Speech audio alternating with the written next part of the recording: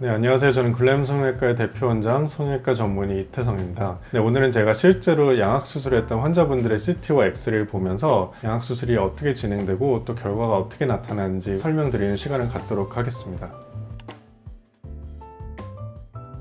그래서 첫 번째 보실 분의 CT인데요. 이건 수술 전 CT인데, 이분은 저한테 오셨을 때 메인 주소가 이제 긴 얼굴, 또 평면적인 얼굴형, 또 주걱턱, 안면 비대칭 이런 것들을 주소로 저한테 찾아오셨던 그런 분이고요. CT를 보시면 알겠지만 전반적으로 앞에서 봤을 때도 얼굴이 길지만 옆에서 봤을 때 아래턱이 좀 나와 있는 그런 주걱턱 느낌도 있고, 실제로 얼굴형 자체가 되게 밋밋한 평면적인 얼굴형을 갖고 있습니다. 뿐만 아니라 위아래 치아 중심이 안 맞는 그런 비대칭도 있고요. 좌우 상악의 길이가 양쪽이 서로 다른 그런 문제도 있습니다. 그리고 자세히 보면 치아가 잘 안 맞는 부정교합 문제도 있습니다. 이런 문제뿐만 아니라 실제로 이분은 턱 길이 자체도 좀 길 뿐만 아니라 또 광대도 좀 발달해 있는 편이기 때문에 이분한테는 이제 긴 얼굴, 평면적인 얼굴형, 비대칭, 부정교합을 고치기 위한 양악수술 플러스 턱끝 길이를 줄이기 위한 V라인 수술, 그리고 광대를 줄이기 위한 광대 수술까지 양륜 수술을 계획을 하였습니다.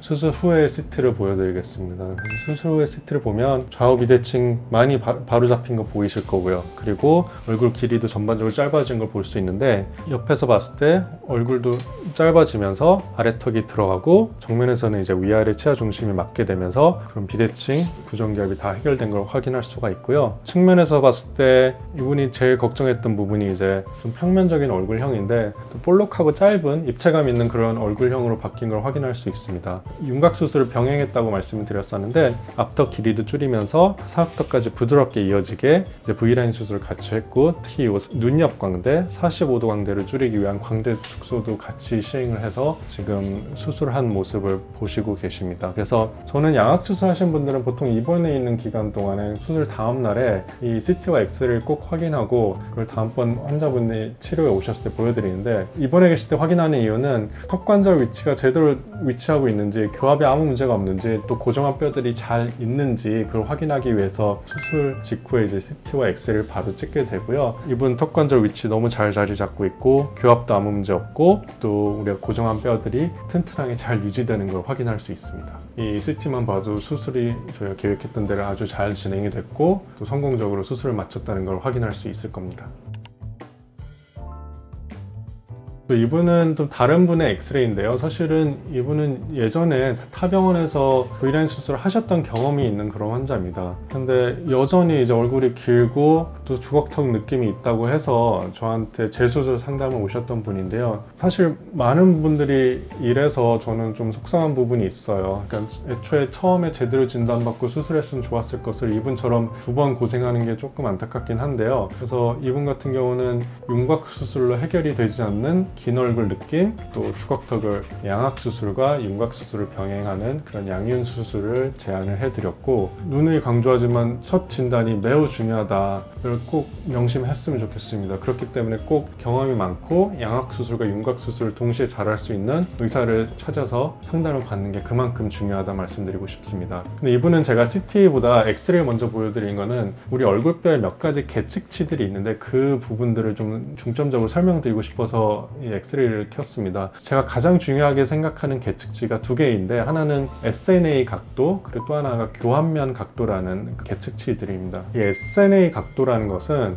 이 상악이 얼마나 돌출되어 있는지를 보는 각도인데 정상 각도가 약 82도 정도 됩니다. 근데 이분 같은 경우는 지금 SNA 각도가 거의 90도에 이르는 걸 볼 수 있습니다. 이 얘기는 이 상악이 약 8도 정도 정상보다 더 돌출이 되어 있다. 그렇기 때문에 상악을 뒤로 넣는 과정이 필수적이다, 이렇게 보시면 될 것 같고, 그 다음에 제가 중요하게 보는 각도가 교합면 각도인데, 교합면은 우리 위아래 치아가 만나는 가상의 선을 교합면이라고 얘기하는데 그 교합면이 얼마나 서 있는지를 보는 그런 각도입니다. 정상 범위는 보통 교과서적으로 14도 정도로 되어 있는데 이분 같은 경우는 교합면 각도가 6.35도 이 정도로 상당히 낮은 걸 알 수 있습니다. 교합면 각도가 낮다는 거는 그만큼 우리 상하악 이 구조체가 반대 방향으로 이렇게 나와 있다고 생각하시면 돼요. 그러면 결과적으로는 실제로 아래턱이 나와 있지 않아도 우리 얼굴이 긴 주걱턱처럼 보이게 되고, 반면에 이 중안면 부분은 꺼져 보이는 이런 오목한 얼굴형이 되기 때문에 교환면 각도가 그만큼 중요합니다. 그래서 이런 경우에는 양악할 때 교환면 각도를 세워서 시계 방향으로 회전을 시켜서 세우는 그 과정이 필요하다고 보시면 될 것 같아요.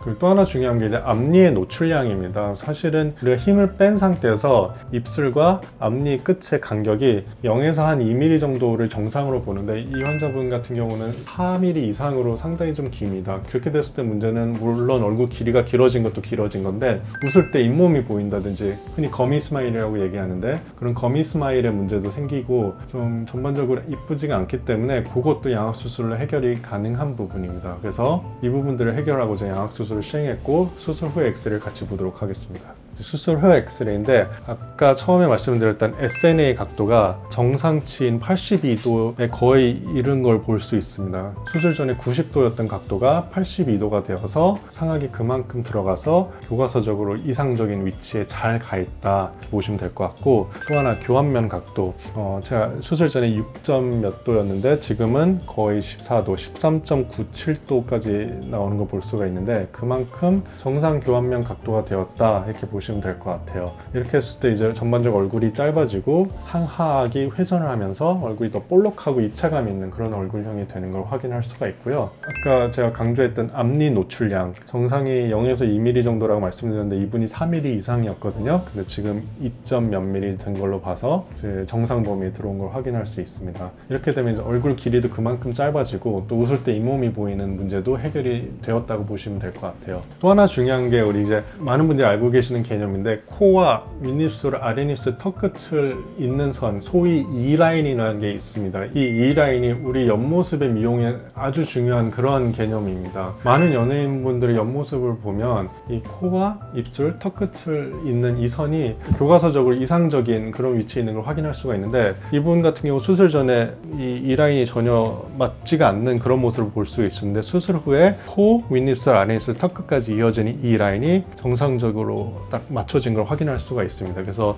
이 엑스레이만 봐도 옆 라인이 얼마나 이뻐졌는지를 이제 충분히 예상할 수가 있습니다. 그래서 양악수술로는 이렇듯 얼굴 길이뿐만 아니라 옆 얼굴의 이 각도까지도 조절을 할 수가 있기 때문에, 이분처럼 윤곽으로 해결이 안 되는 부분들을 양악수술을 했을 때 해결할 수 있다, 이렇게 이해하시면 좋을 것 같습니다.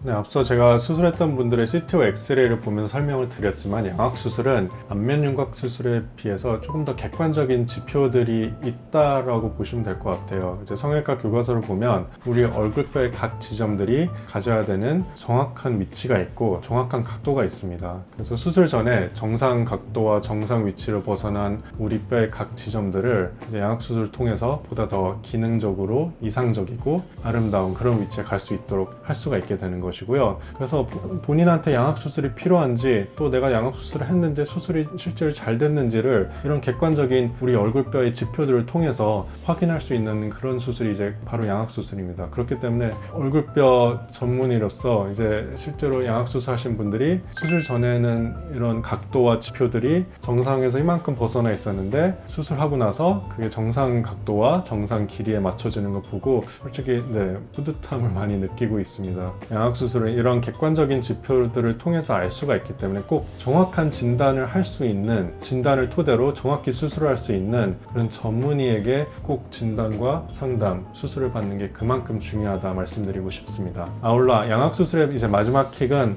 예쁜 얼굴 라인이라고 할 수 있는데요. 그렇기 때문에 이제 양악수술과 더불어서 안면윤곽 수술도 잘 할 수 있는 글램 성형외과에 오시는 걸 강력히 추천해 드립니다. 오늘은 제가 실제로 양악수술을 시행한 그 두 분의 CT와 엑스레이를 보면서 양악수술이 어떻게 진행이 되고 수술 후에 어떻게 내 엑스레이가 바뀌는지, 그리고 또 어떤 양악수술이 잘된 양악수술인지 설명을 드리는 그런 시간을 가졌습니다. 다음번에 더 재밌는 얼굴뼈 수술 이야기로 찾아뵙도록 하겠습니다. 지금까지 글램 성형외과의 이태성 원장이었습니다. 감사합니다.